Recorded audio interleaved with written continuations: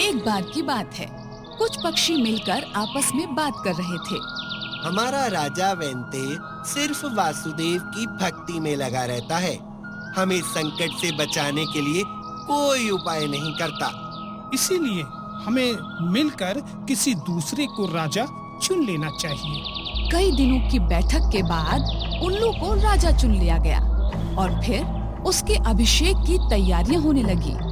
अलग अलग तीर्थों से पवित्र जल मंगवाया गया, सिंहासन पर रत्न जड़े गए, सोने के घड़े भरे गए, मंगल पाठ शुरू हो गया।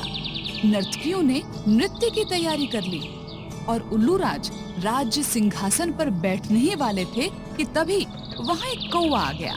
कौवे ने कहा, ये समारोह कैसा है? वहाँ मौजूद सभी पक्षियों को बड़ा आश्चर्य हुआ, क्योंकि कौवे को तो किसी ने बुलाया ही नहीं था। पक्षियों ने सुना था कि कौवा सबसे चालाक कूटनीतिज्ञ पक्षी है, इसीलिए सारे पक्षी कौवे के पास इकट्ठे हो गए। जब कौवे को राज्याभिषेक का पता चला तो वो हंसते हुए बोला, ये चुनाव ठीक नहीं हुआ है। मोर, हंस, सारस जैसे सुंदर पक्षियों के रहते उल्लू को राजा बनाना ठीक नहीं है। वो कड़वी बोली और गुस्सैल स्वभाव का है। वैसे भी अभी तो वेंते राजा बैठा है। राजा के रहते दूसरे को राजा बनाना बिल्कुल गलत है।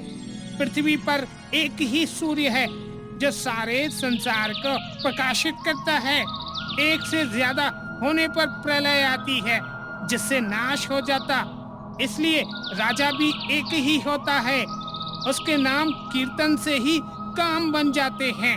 तो इस कहानी में इस तरह कौवे ने कुछ भटके हुए पक्षियों की आंखें खोल दी। इससे हमें ये शिक्षा मिलती है कि दूसरों की बातों में आकर सच्चाई जाने बिना कभी गलत फैसले नहीं लेने चाहिए। इस प्रकार की रोचक कहानियों को सुनने के लिए हमारे इस चैनल को लाइक, शेयर और सब्सक्राइब करें और हाँ, बेल आइकन जरूर दबाएं ताकि रोचक कहानियों का नोटिफिकेशन सबसे पहले आप तक पहुंचे। नमस्कार।